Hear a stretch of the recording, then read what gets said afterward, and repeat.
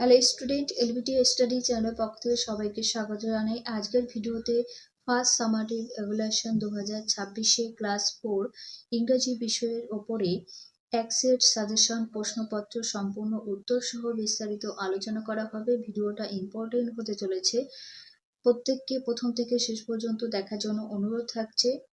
চতুর্থ শ্রেণী বাংলা বিষয়ের ওপরে সাজেশন আমি দিয়েছি, তোমরা যদি না দেখো এই ভিডিওতে লিংক অথবা প্লেলিস্ট থেকে দেখে নিতে পারো। এছাড়াও অন্য ক্লাসের সাজেশন আমার চ্যানেলে পেয়ে যাবে। এই ভিডিওর নিচে ডেসক্রিপশনে প্লেলিস্ট লিংক পেয়ে যাবে, চেক আউট করে নেবে। চতুর্থ শ্রেণী 20 নম্বরে থাকবে এবং সময় পাবে 40 মিনিট। নাম, রোল নাম্বার এবং নাম লিখবে।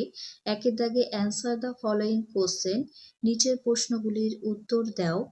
একের এতে why did the woman keep on sweeping, মহিলাটি কেন ঝাড় দিতে লাগলেন? উত্তর, the woman kept on sweeping because she wanted to keep her hut clean, অর্থাৎ মহিলা তার কুঁড়ে ঘরটি পরিষ্কার রাখতে চেয়েছিলেন বলে ঝাড় দিতে থাকলেন।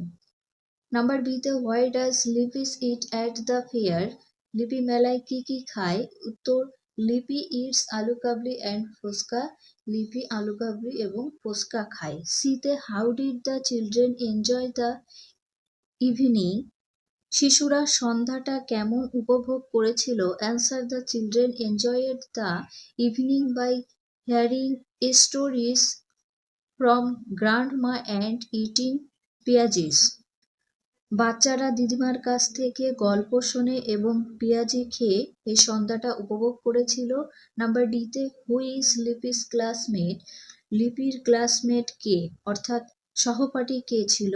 উত্তর, সুজয় ইজ লিপিস ক্লাসমেট, সুজয় হচ্ছে লিপির সহপাঠী।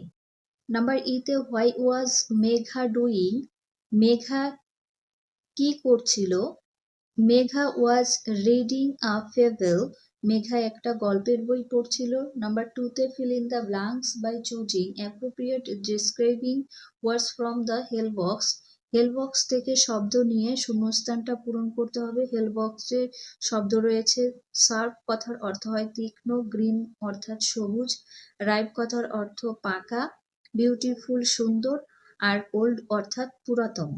এতে the dash man wax with a, উত্তর হবে ওল্ড, বৃদ্ধ লোকটি লাঠি নিয়ে হাঁটে।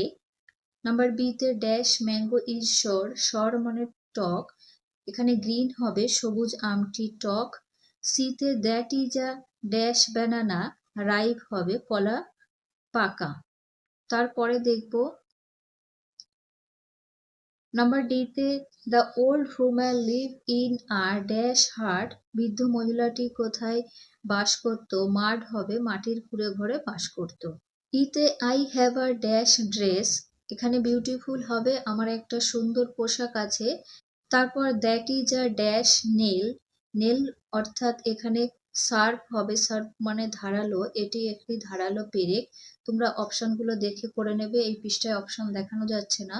3 দাগে টিক দ্য অ্যাপ্রোপ্রিয়েট অ্যান্সার, সঠিকটায় রাইট চিহ্ন দেবে। আমি প্রত্যেকটার উত্তর করে রেখেছি। 3-এর একে দেয়ার আর মেনি টাইগার না টাইগার্স ইন ওয়েস্ট বেঙ্গল, এখানে টাইগার্স হবে, মেনি রয়েছে একের বেশি, পশ্চিমবঙ্গে অনেক বাঘ আছে। বিতে এখানে ক্যাটস হবে, cats love to drink milk, বিড়ালরা দুধ পান করতে ভালোবাসে। সিতে an eagle can fly very high in the sky, একটি ঈগল আকাশের অনেক উঁচুতে উঠতে পারে। ডিতে দ্য কুকু সিং সুইটলি, এখানেও একটি বোঝাচ্ছে, সেক্ষেত্রে শুধুমাত্র কোকিলে হবে, কোকিল মিষ্টি সুরে গান গাইতে পারে। ইতে the peacock is our national bird, এখানে সিঙ্গেল আছে, পিককের রাইট চিহ্ন হবে। ময়ূর আমাদের জাতীয় পাখি। নেক্সট দেখে নেব, 4 দাগে রয়েছে true false, write T for true and F for false statement in the given boxes, সত্যের জন্য টি এবং মিথ্যার জন্য এফ লিখতে হবে। এতে আর্টিকেলস আর অফ 3 টাইপস, এই প্রদত্তটা কয় ধরনের হয়? 3 ধরনের হয়, এটা মিথ্যা হবে এফ। বিতে a predicate always has an adverb, এটাও মিথ্যা হবে।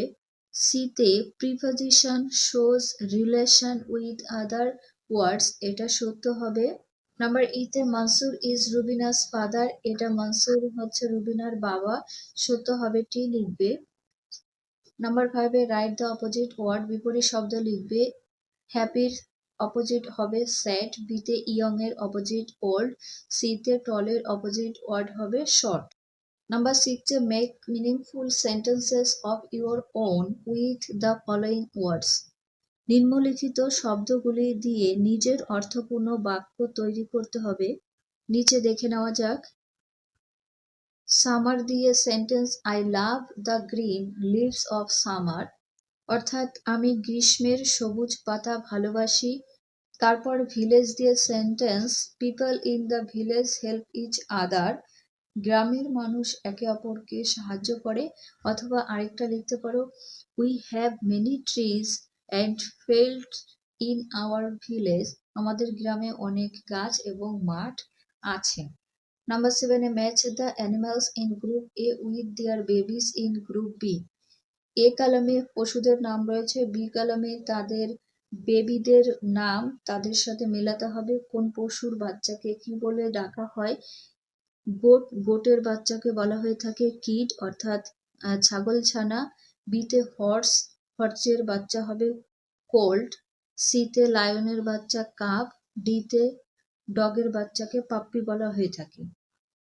8 এর কোশ্চেনটা underline the common nouns and circle the proper nouns in the following sentence.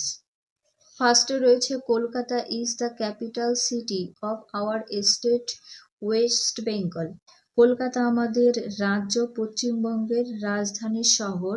এখানে কলকাতাটা সার্কেল হবে এবং ওয়েস্ট বেঙ্গল সার্কেল হবে, আর সিটি আর স্টেটটা আন্ডারলাইন হবে, দাগ দেবে। বিতে new Delhi is the capital of our country, new Delhi আমাদের দেশের রাজধানী, কান্ট্রিটা হচ্ছে আন্ডারলাইন হবে আর নিউ দিল্লিটা সার্কেল করবে। Number 9 A rearrange the following letters to make meaningful ওয়ার্ডস, এলোমেলো শব্দগুলো সাজিয়ে অর্থপূর্ণ শব্দ বানাতে হবে। এতে M U S M R ই, এইটা সাজালে শব্দ হবে সামার, সামার মানে গ্রীষ্মকাল।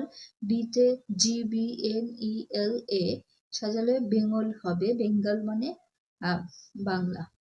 এই ছিল ইংরেজি সাজেশন প্রশ্নপত্র। আজকে এখানে ভিডিও শেষ করছি, পরবর্তী ভিডিওতে নেক্সট কোনো বিষয় নিয়ে আলোচনা করা হবে। ভিডিও ভালো লাগলে লাইক করো, বন্ধুদের কাছে ভিডিওটি অবশ্যই শেয়ার করে দিও। আজকে চ্যানেলে নতুন হলে চ্যানেলটিকে অবশ্যই সাবস্ক্রাইব করে রেখে দিও।